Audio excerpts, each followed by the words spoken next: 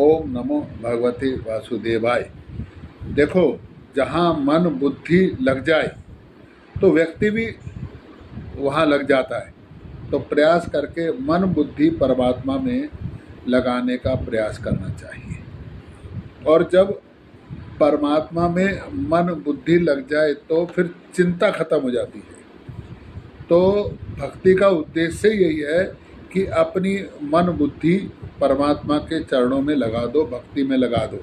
और जब मन बुद्धि लग जाएगी परमात्मा के चरणों में तो अपना अहंकार मिट जाएगा, विकार मिट जाएंगे, पाप ताप अहम ये सब मिट जाएंगे, लाभ क्रोध मोह ममता सब खत्म हो जाएंगे।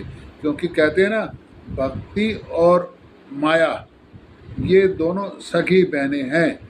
जब भक्ति आएगी तो माया अपने आप चली जाएगी। दो सौतनें एक साथ नहीं रह सकती। तो जब भक्ति आएगी तो माया अपने आप मिट जाएगी। लेकिन जब माया आएगी तो भक्ति भी मिटने लग जाती है। तो कभी कभी आलस आता है ना कि यार कल कर लेंगे, परसों कर लेंगे।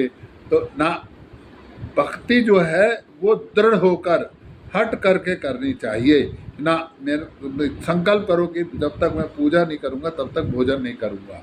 या पूजा मैं नित्य सवेरे, चाहे मैं 5 मिनट की पूजा करूँ, चाहे 10 मिनट की पूजा करूँ, लेकिन पूजा जरूर करूँगा। तो जब अहंकार मिटेगा, पूजा करने से अहंकार मिटता है।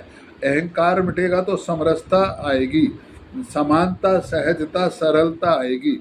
जब समानता सहजता सरलता आएगी तो आप एक बात मान कर देखो, जीवन में उत्साह आएगा, उमंग आएगा। और फिर कोई मनोकामना, जब लोभ काम क्रोध मोह माया सब खत्म हो जाएगी तो फिर मनोकामना कैसी रहेगी। और जब मनोकामना ही नहीं रहेगी तो तनाव नहीं रहेगा, और तनाव नहीं रहेगा तो रोग नहीं रहेगा, और रोग नहीं रहेगा तो मन में आनंद ही रहेगा। निरोगी काया, सबसे पहले तो निरोगी काया ना। और रोगी काया कब होती है? जब तनाव होता है।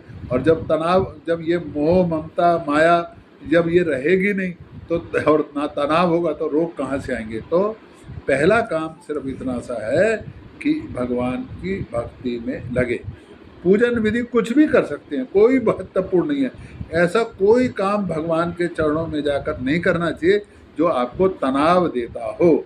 सहजता से सरलता से जितनी पूजा हो सके उतनी पूजा करनी चाहिए, लेकिन भगवान के चरणों में जाना चाहिए।